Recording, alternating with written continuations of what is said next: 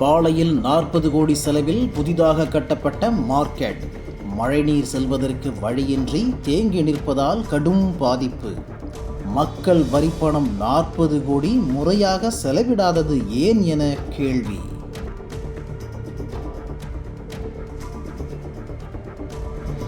திருநெல்வேலி மாவட்டம் பாளையங்கோட்டையில் smart city திட்டத்தில் 40 கோடி செலவில் காந்தி மார்க்கெட்டில் புதிய கடைகள் கட்டப்பட்டு கடந்த பிப்ரவரி 6ஆம் தேதி முதல்வர் ஸ்டாலினால் திறந்து வைக்கப்பட்டது.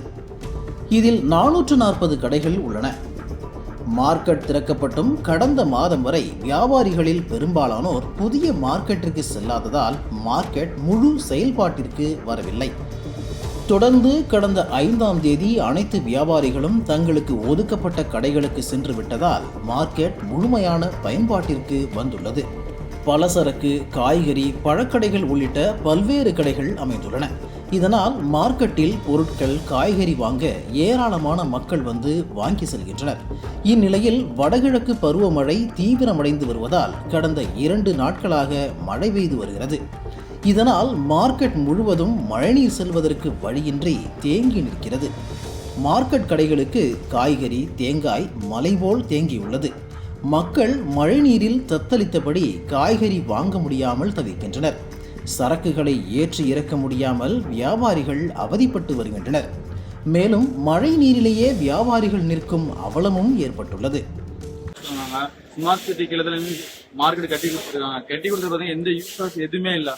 ஃபுல்லா நேற்றுக்கு ஒரு நாள் பேஞ்ச மழையிலே தண்ணி ஃபுல்லா தேங்கி நிற்குது. இது வரைக்கும் எனக்கு பெரிய மழையும் கிடையாது. நார்மலா சாரல் மட்டும் தான் விழுந்திருக்கு. அதுக்கே இவ்வளவு தண்ணி நிற்குனா பெரிய மழை வந்து நாங்க என்ன பண்றது? வியாபாரத்தை விட்டு நாங்க தூய்மை பணியில ஈடுபட்டிருக்கோம். சேல்ஸ் பண்ணவா நாங்க தூய்மை பண்ணி ஈடுபடவா? கடையில நாங்க என்னதான் கஸ்டமர் இருப்பாங்க, அதையும் விட்டுட்டு இதையும் நாங்க பார்க்க முடியாது. டெய்லி நைட்டு தான் தண்ணி தள்ளி விட்டு போனோம். இப்போ பாத்தீங்கன்னா காலையில கொஞ்சம் சாரலுக்கே இவ்வளவு தண்ணி தேங்கி நிற்கு. ஒவ்வொரு கடைக்காரங்க மூவ் பண்ணி தண்ணி கொண்டாந்து இங்கே விடுறாங்க. என்ட்ரன்ஸ்ல எங்க கடை இருக்கு, அவ்வளவு தண்ணி தேங்கி நிற்கு. கரண்ட காலுக்கு மேல தண்ணி நிற்கு. வரவங்க கஸ்டமர் நக்கல் பண்றாங்க. கோலம் கட்டி போட்டுக்கலாம், நீச்சல் மண்டி கட்டி போட்டுக்கலாம், எங்களை கேள்வி கேட்கறாங்க. போட்டு கட்டி தான் உள்ள வரணுமா, அந்த அளவுக்கு கேள்வி கேட்கறாங்க.